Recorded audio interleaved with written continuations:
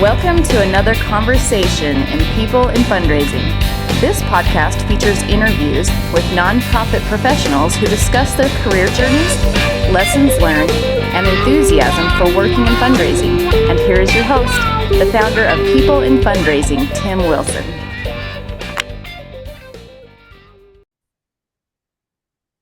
Good afternoon, everyone, and welcome to another episode in the People in Fundraising weekly nonprofit series. We're almost 3 years old at this point, and today I'm very excited to welcome my first guest representing Iowa, who was recommended to me by a previous guest, Nathan Chappell. Welcome, Cherian Koshy, to People in Fundraising. It's nice to meet you. Tim, of all the people in Iowa, I'm sorry it gets stuck with me, but it's great to be here. It's great to meet you, and I very much appreciate Nathan's recommendation. Thank you. I'm honored to have you on the program. I follow you on LinkedIn, and this is a real treat for me. So thank you for your time today. My pleasure. Thanks so much. It's great to be here. Yeah. So if you can tell our audience, please, Cherian, by title, by company, where you're located, please, and then we'll get into our questions. Yeah, absolutely. Sorry about that. My name is Cherian Koshy. I work at a company called Kindsight, which many of your listeners might be familiar with. The previous name is iWave.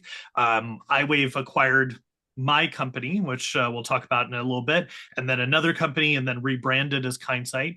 And I've been there a little over a year and spent about 25 years in fundraising. The last 15 of which have been in the state of Iowa. So I've been here as a fundraiser, either in local organizations or national organizations working remotely. Awesome. Dynamite. Thank you. Yes. Full disclosure, in my day job at Weber State University, we are a client of iWave. I've used it at every one of my stops along the way. That's And, awesome. Kindsight now, it's a great product. So thank you. Thank you for that. Thanks. So, Cherian, you mentioned you've been in development about 25 years. So if you could please take our audience back to, the young days of Cherian entering the development world and how you got to where you are now, please. So, baby CK, I guess, when I was graduating high school, early college, a friend of mine was working in a nonprofit and said, "Hey, this is a great way to make some extra money. You should come join me and do this work." I did not realize at the time that that work involved going door to door in the Minnesota winters, talking about why people should donate to the Sierra Club. So I did that, and some other organizations, and it was a great learning experience. But I didn't think this was a career for me. I thought it was just a way to make some extra cash while I was going through coursework and whatnot. But it turned out that I was sort of good at the job, and they asked me to go to Chicago and then ultimately to the East Coast to train, open up my own office. So I spent a little bit of time in Boston and Hartford, being the executive director of an organization there, and then ended up moving back to the Midwest.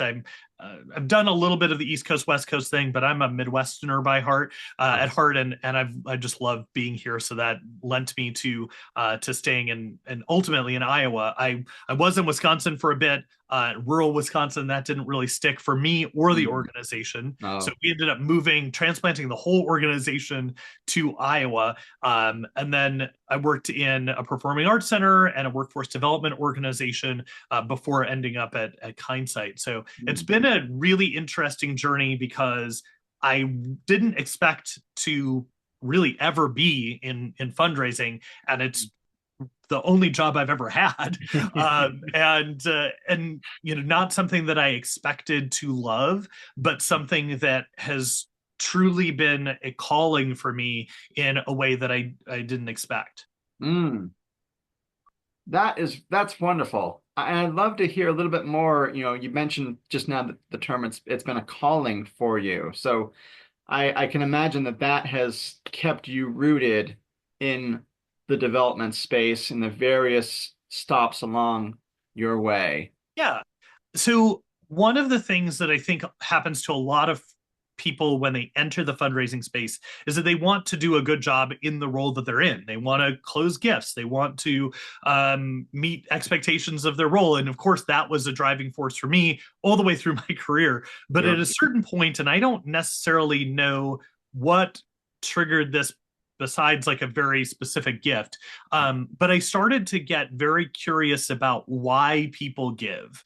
Why did people make a gift? And the one gift that sort of turned this around for me was we got a reasonably large gift, what would have been considered a major gift for the organization, without any provocation. Like, we didn't make the appeal to this person. We had no relationship to this person. They weren't in our database. And my colleagues at the time would joke because they're like, why are you so freaked out about this? Like, why are you stress eating over this? And it really was because I didn't understand why this donor would have made the decision to make this gift without any sort of intervening element. Like, I didn't know how this played out. So I really got to thinking about, why does anyone make a decision to make a philanthropic gift? And that sort of unpacked the last 15 years of my journey in understanding things like neuroscience and behavioral science. I talk about it as neurofundraising. So I took a course at Harvard Business School to figure that out. And it got me interested in ethics and ultimately in things like artificial intelligence to really understand why people do the things that they do. What are some things that we can do to influence some of those decisions? What's completely outside of our control? And that continues to influence all the kind of talks and things that I give today. Fascinating. That's so cool to hear that. And I picked up on a couple of words that I think will be a nice segue into our next question. So you mentioned, taking courses, enhancing your understanding, certainly artificial intelligence. And as I've been building up my pipeline of potential guests, I often go to LinkedIn to say, oh, what does this thought leader say about a certain topic? And so as I prepared our questionnaire for you today, Cherian, I was really impressed by a LinkedIn post that you wrote in 2023 that I think the tagline was, I did a thing and it was hard. And I love that sentiment because, without going into too much, I just feel like, sometimes as humans, we're really averse to doing hard things. And you dove into it. And so you mentioned in that post, like during the pandemic, you watched a lot of YouTube to learn about artificial intelligence and modeling. And this all eventually led to you in this, sweep of understanding and increasing your awareness, leading you to launch the NonprofitOS, which was later acquired by Kindsight.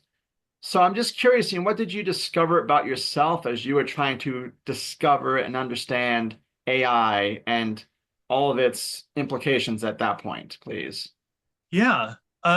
So that was very intentional that I said that it was hard because it was a hard time for everybody. I've always been what I would say a learner, in that like basically every year I would try to learn something new. I would get a new certification, sort of like a certification junkie. So I started prior to the pandemic and into the first bit of the pandemic, getting my chartered advisor in philanthropy from the American College of Financial Services. So I got that, and then the pandemic was in full force. And to be honest with you, it was a really hard time personally and professionally. I had 3 kids in the house, trying to figure out how to navigate all of that. Super frustrating. At one point, my oldest son, we didn't know where he was, and we looked out the window. He had taken his chair out and he was sitting on the side of the road. Like, he just needed his space. Wow. Yeah. This was hard on everybody, right? Yeah. At work, it was also very hard. I was working at a performing arts center.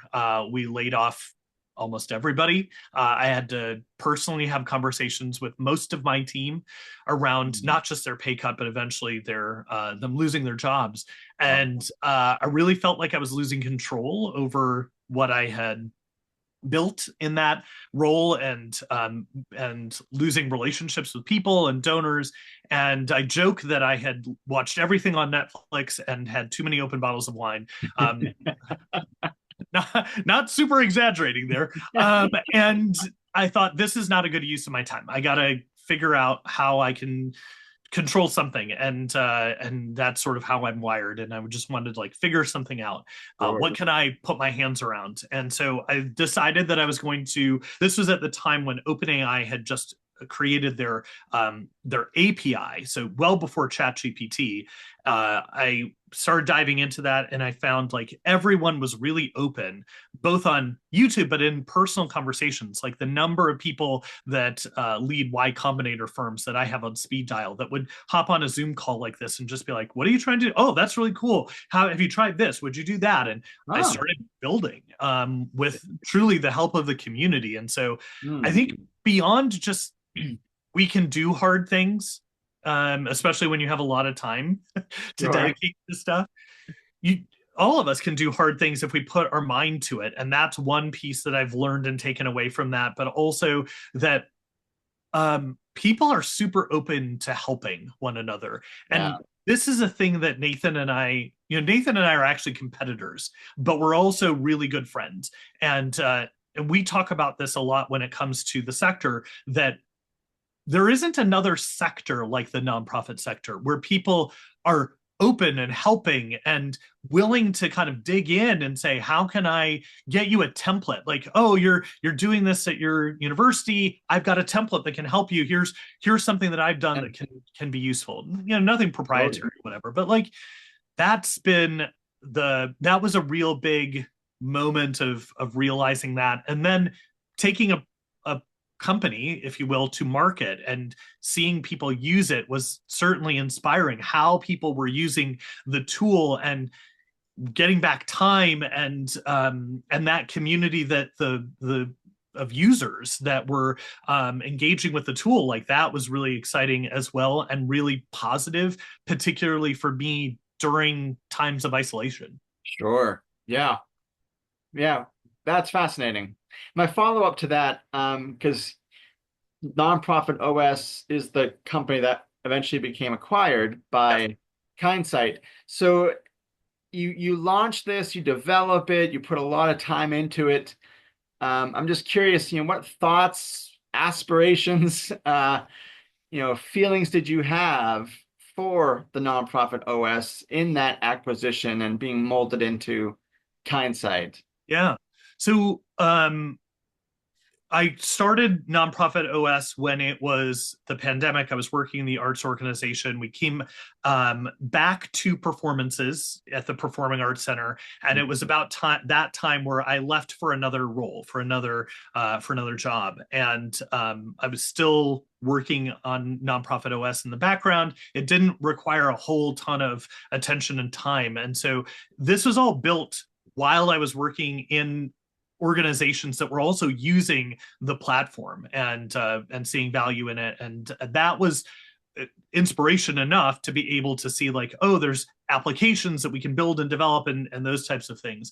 The other piece of it was the connection to what is iWave. And so I went around looking at ways in which it would integrate or work with other things that I was using. So I was an iWave customer at the organization I was working in. And I said, how can we put some of these pieces together? How can we take iWave data and bring that together with NonprofitOS? And I was sharing with the iWave team at AFP Icon at the conference. I was like, this is what I'm doing. Wow. Is there an opportunity to kind of partner to figure out how these would work together? And frankly, they know this. So this is not any kind of surprise, but Icon's around March or April or so. They're like, yeah, this is interesting. Let's talk some more. And I thought it was one of these like brush off moments. And I was like, that's fine. Whatever. They called and they said, hey, we're interested in your platform, but we want to buy it. And I was like, wait, what? I serious. This is in May, so it was a couple months later, and I was like, what? Huh? Oh, what? It was not at all my expectation. I thought like API integration and blah blah blah, like reseller agreement, something like that. And so when they said we'd like to buy it, and they went through we went through the process of the acquisition, I really thought the floor would fall out at some point. That it wouldn't turn out, that it wouldn't work out. But ultimately, it was absolutely the right call, 100%. The thing that was exciting for me is I could see how the two worked together. But most importantly, I wanted this product, this tool, to be available to as many people as possible. And I knew that having the job that I was in and kind of giving it not enough attention would hamper its ability to be used by a lot of organizations. So the biggest win for me is just having it in a place where someone else is really responsible for doing the work of building the tool, and doing all of the marketing and all of that stuff, but that it's now available to a lot more organizations. Yeah, that must be very rewarding. Yeah, absolutely. I mean, I think any founder or any CEO of any company that gets acquired has sort of a like love-hate relationship with that. And again, they know this completely, so this is not talking out of school in any way. But I, as a founder, I would do whatever I wanted whenever I wanted. I would wake up at 2 a.m. and code something that I thought would be a good idea. That's not how it works today. Like I would run fast and break things if I could. I would go to market super fast on a feature that we're releasing next month that I had the idea for back before it was sold. So it's been almost a year in conversation. It's super great, but it's better because we took the time to put it out as opposed to me rushing to it. So, there are things that there are even more things that are available out there. As Nathan says all the time, AI is the worst today that it will ever be. And that's absolutely true of everyone's product out there. So I'm excited about where this leads in the future. That's awesome. That's great. And if you could just briefly tell us, Cherian, your scope of responsibilities at Kindsight now. Yeah. So as part of the acquisition, they asked that I would come along with that, which was tough. I didn't expect that. I sort of expected it to be like an opportunity to consult, and then they would take it and go away with it and do something else with it. But it became really clear that I needed to leave my nonprofit job to be able to dedicate a lot of attention to that. So the first part of the role was really around product roadmap and some of the technology aspects. Now my hands are completely off of that. And the cool thing about the role that I have today is that I just go and talk about the things that matter in the sector. And they're not sales pitches. So I do talk about artificial intelligence. One of my keynotes is called Authenticity in the Age of Artificiality, but it's not product focused. It's more global around the uses of AI. But I'm able to talk about major gifts and planned gifts and behavioral science, that neurofundraising concept that has very much matured, especially in relationship to all the artificial intelligence that's out there, and take opportunities to do workshops with organizations, conference presentations, keynotes. That's really the scope of my work. Wow. So cool. Yeah, I love it. That's great. In the course of talking about that part of your journey, Cherian, you just mentioned AFP, Icon, and the conferences. So in addition to all else that you have and you're pursuing in your career, you are a board member of AFP Global. And what can you share about that involvement with our audience? How did it come about? Things of that nature. That's a great story. Awesome. I got a call from my friend Laura Ammerman before I became a board member, and she said, you should really think about applying. And I was like, okay. She was on the nominating committee, and I was like, all right. I mean, I don't think I'm old enough or cool enough or experienced enough in the AFP world to be a board member. I had not been on the local board, certainly not board chair of the local board. Yes. And so it's like, this just seems like a bad idea. But I said to Laura, I will do this because sometime down the road, like 10 years from now, this seems like a good idea for me. Like I would want to be on the board, and I just want to put my hat in the ring so people know that it's a thing. Sure. And then she called me And she's like, hey, I have some news. And I was like, oh, geez, don't worry about it. We'll go have a drink later. It'll be a fun story when that I put my name in the hat and they laughed me out of the room kind of thing. And she's like, no, you've been selected. And I Wow. was like, what? I, I mean, the same reaction that I had about iWave acquiring NOS. I was like, what? Really? Like, did I hear you wrong? That seems not right. So I'm on my second term. I should double check that with the AFP global entity, and now on the executive committee, serving as the treasurer of the organization. And I have said this. I said this to one of the previous chairs, Martha Schumacher. It's the best board I've ever been on. During the pandemic, I was on 9 boards and commissions simultaneously. Yeah, that's the exact right look. Mistakes were made. I thought that because it was virtual and I could make time for it, I should do it. I found that a lot of the boards that I was on and commissions I was on were not serving me, and I was not doing a good job of serving them. So it's not a good fit. So I let go of a lot of them, except for the AFP board. And I said to Martha, it's because this experience is outstanding. I mean, the board members that I served with and continue to serve with are the most diverse board I've ever had the honor of serving with. They're all really thoughtful, dedicated volunteers. And we're serving something that, again, I said before, is a calling. They're folks that we get to serve are fundraisers just like you and me, and people who are pouring their heart out every day to make the world a better place. So anything that I can do to help steward the organization's resources, make sure that we are delivering value to members and continuing to help the profession is an honor and a privilege and incredibly humbling. But I'm thrilled that I get to be in the place that I'm in. Yeah, beautifully said. That's a great story. And I think a lot of people can relate to that feeling of, yeah, sure, I'll throw my hat in the ring and being more calculated in the sense that, maybe not right now from the board's perspective, but at least, I'll put my name out there. And then it's like, oh no, actually the time is right for you.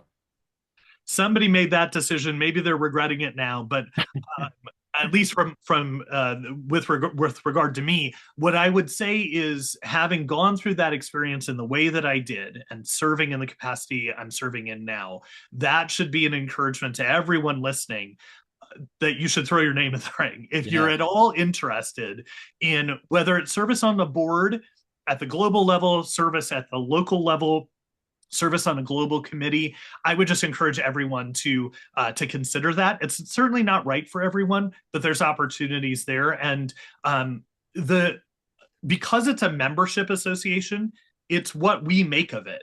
So if there are things that you don't like about AFP, which surely there are things, and that's totally okay and understandable. There are things that I don't like about AFP. I will say that with my board hat firmly affixed on my head. We're the ones who have to change that. We are the ones who have to get our hands dirty together to figure that out. So that's my encouragement to everyone.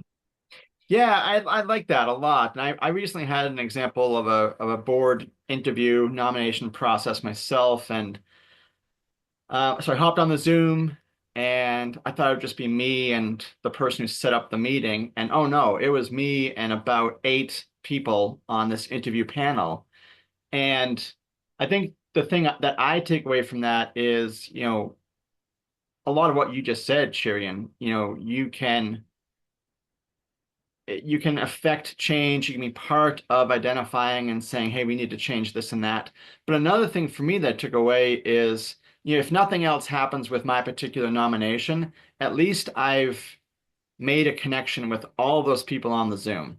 I've seen them. I've heard their voices, vice versa. I can recognize them now, and I see them in other settings, and we can put a name to a face, and you don't know where that goes from there. Mm-hmm. So, absolutely. Yeah. So thank you. Fascinating insights. I want to switch topics a little bit. I do a lot of the podcast interview focused on a person's professional career, but the title is People in Fundraising as well, and trying to get a glimpse of who the person is in relation to their career and life.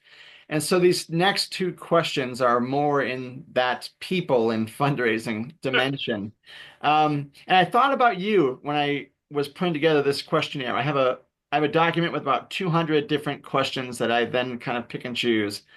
And so as I thought about your career, and it's been really verified with as you've talked today, and like serving on 9 boards and committees, and coding at 2 in the morning. Someone who really rolls up their sleeves in a lot of ways in their career. It made me think of this quote from the Eat, Pray, Love author Liz Gilbert, who remarked, quote, "Grace will take you places that hustling can't." And for me, with my Christian faith, I think of the word grace in a religious sense. And I'm curious how that sentiment, resonates with you, and doing a little bit of research. I know that you're involved with the Baptist Church in Des Moines. How does grace and hustle resonate with you in your career and the many hats that you wear? So, the simple answer is that God guides the decisions that I make. Mhm. And that's just my truth. That's how I operate. And that came over a long period of understanding, of hustling first, trying to figure out how can I serve myself? How can I get better so that I can be bigger, stronger, faster, get the bigger job, be seen in the eyes of other people as being accomplished, and all those other things. Yeah. There was a point at which, even though I would say I was a person of faith, that I was doing the things that I was doing not for the right reasons. Yeah. What I mean, I love that book. I read it. The movie, the fine movie, but the book was really worthwhile. But I was working hard so that I could achieve. And what I ultimately came to the realization is that there isn't more to achieve. And that's not to say that there's like, I've made it, I've done it all, and I'm all that. Um, I think it was Ira Glass, but I'm not positive, who said that when we think about a craft, like a musician or an actor or something like that, we set our eyes at someone who does that really well. Like, and then what's interesting is that as we grow older, as we get better at that craft, our eyes kind of rise past that level to something else. And I realized, like, there's always something more. Yes. There's always something bigger. There's always another achievement. And I'm not actually satisfied. And that thing can't satisfy me. Totally. So where do I find my satisfaction? It's not in those things. It's not in the sale of a company. It's not in a job title. It's not in a salary. It's ultimately in my understanding of my identity, of who I am in Christ. So that being said, the way in which I navigate my life is to say, I'm content with where I am, doing what I'm doing. And interestingly enough, it makes me hustle harder. Oh. Because I'm not doing it to serve my own end. I'm doing it in the service of others. Yes. So one of my coaches, Rory Vaden, says that we are best positioned to help the person we once were. And Rory's been a great mentor to me for a really long time. And what I would say is that that phrase sticks in the back of my head every single day.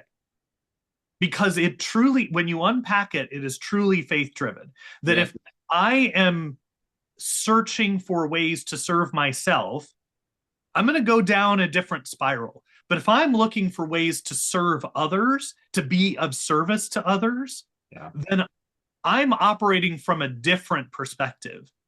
And why am I hustling? That's a different answer. So wake up every day trying to do something that is in service of others. Beautifully put. Yeah, I can relate to a lot of that, in my own experience. So I really appreciate that answer. And I appreciate you talking about your faith. And um, I think that is sort of the dilemma of our time that we get, and maybe more so it's amplified in American workplace culture, the hustle for the next thing. And you talked about the salary, the job, the responsibilities. Um, but yeah, I think it just it leaves a lot of people feeling burned out, and they will never feel completely satisfied because they're chasing something that keeps moving away from them, as opposed to these extrinsic motivations. I'm doing this for other people, and I can maybe see the tangibles of that output in a clearer way. It's motivating, it's uplifting other people, it's helping my institution. And And what I would say, sorry to interrupt him, but yeah, just on that point, what I would say is regardless of your faith tradition or lack of faith tradition, yeah, when you approach your circumstances with that service mindset, it takes away all of the things that we see people struggling with, like imposter syndrome, yeah, right? Or not all aspects of burnout, but some of those aspects of burnout, as you mentioned, right? Like I struggle significantly from imposter syndrome all the time when I think about myself. Am I worthy? Am I an expert enough? Chasing certifications and all of that. When I just say, like, I'm showing up because I think I might be able to help you. And if I can't help you, I'm content in knowing that I tried, I made an effort, but it wasn't helpful to you. And that's okay. Maybe I can point you in the direction of someone else that can be helpful to you. And that would be helpful as well. Right. But yeah. a lot of the things that we struggle with as humans end up being issues because we're trying to figure out how does this reconcile our self-identity instead of our service identity. Yes, absolutely. Man, there's so much more we can talk about that. Yeah, I that could be a whole podcast on its own. it totally could. Totally. Um, well, I want to get to this last question, and maybe we can have you on another time to talk more specifically about the servant model. Um, I wanted to work this question in as well. And Cherian, you've mentioned very kindly, I wrote down some names, Laura Ammerman and Martha and Rory Vaden, I believe. Yeah. People that have been helpful for you in your career and in your life. And I really was struck by the sentiments that I'm going to share here from the actor Kyle MacLachlan, who worked extensively with the late film director David Lynch, who passed away last month. And I just would like to hear how what Kyle says about working with David might have a tie into you and the people that you've been mentioning in our interview today. So Kyle MacLachlan, in the New York Times op-ed a few weeks ago, sorry, said, quote, I was willing to follow David Lynch anywhere because joining him on the journey of discovery, searching and finding together was the whole point. I stepped out into the unknown because I knew David was floating out there with me. End quote. And I was really struck by the imagery of that quote. I also feel like you've touched on some of those very same sentiments here, this journey of discovery and, stepping into the unknown. Maybe, I think when you were mentioning becoming an AFP Global board member, you were thinking, maybe not right now, but in the future, this would be, really valuable. So I think there may be some tie-ins. I just would love to hear what you have to say about that quote.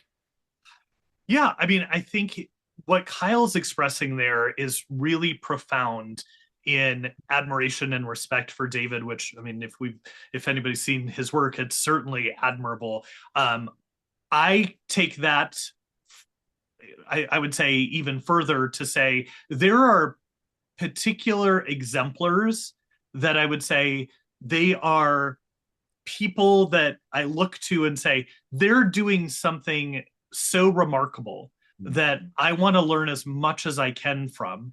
And some of the people that I shared with earlier, like, folks like Rory or Phil Jones or Michael and Amy Port, they're people who are in my life that I'm like, they do some things that are at such a high level that I'm like, I can spend a lot of time learning from these people, and I try to spend a lot of time learning from them. Mm-hmm. What I would say though is that every person that I come across has something that I'm curious about. They have a lived and learned experience that is unique to them, and I can learn something from them. So there are people that are kind of unapproachable, like David. What I found is actually like a lot of those people are not as unapproachable as we would think. Sure. Most of those people that align with our values, people that I would look at and say, whoa, that person, like Rory's a regular person. Rory and AJ are regular people that, you can text and call and email, and Phil Jones the same way, like sending a message on social media or whatever. Like they're people that because they share the values, they understand that world, they operate on that regular level. And I don't mean that in any kind of like diminutive way, but some of the people that I look at who are remarkable in everyday life are the people who will one day be those people who are remarkable to a lot of people. Sure. So I come at a lot of these things from the perspective of like, who in my day, in my present day, am I going to interact with that I want to be in their orbit? I want to learn as much as I can from them and continue to do that. Now, I can't do that for everyone, sure, but as much as possible in this day, I'm excited to learn from you, Tim. I want to have this connection so that the next time we have this conversation, it builds upon that. And we can talk a little bit more about what we started here today. And we have that, right? Yes. That's the exciting thing for me. Totally. Yeah, well put. And I think, that just speaks, you mentioned admiration, as what Kyle was reflecting to David. And I think, I admire you for having that same sense of I can learn from these people, and whatever degree of interaction we have, there is something I can learn from everyone. So yeah, and I've learned a lot today from talking and listening to you, Cherian. So it's been such a delightful conversation. Indeed. Yeah. Thanks again for having me on. This is a really fun podcast. I love it. Well, thank you. I appreciate that. And yeah, let's well, I don't want to impose on your time, but I would love to, keep the conversation going offline. Yeah, thank you so much. So for our audience, I'll be very honored to share Cherian Koshy's interview across a few platforms in early April, so just a few weeks from now. You can find Cherian's conversation, just like the other almost 150 conversations so far, on LinkedIn, which will have a link to the YouTube audio video, on Podbean with a link to Spotify for the audio only. And thanks to my 100th guest, Luis Diaz of the Donor Participation Project, who is sponsoring my new website. You can find Cherian's interview there at peopleinfundraising.wordifysites.com. And thank you to everyone who watches, listens, likes, reposts, supports People in Fundraising in your various ways. It means a lot to me. And Cherian, thank you so much for your time today. I wish you a good rest of your week. You as well. Thanks again, Tim. Thank you.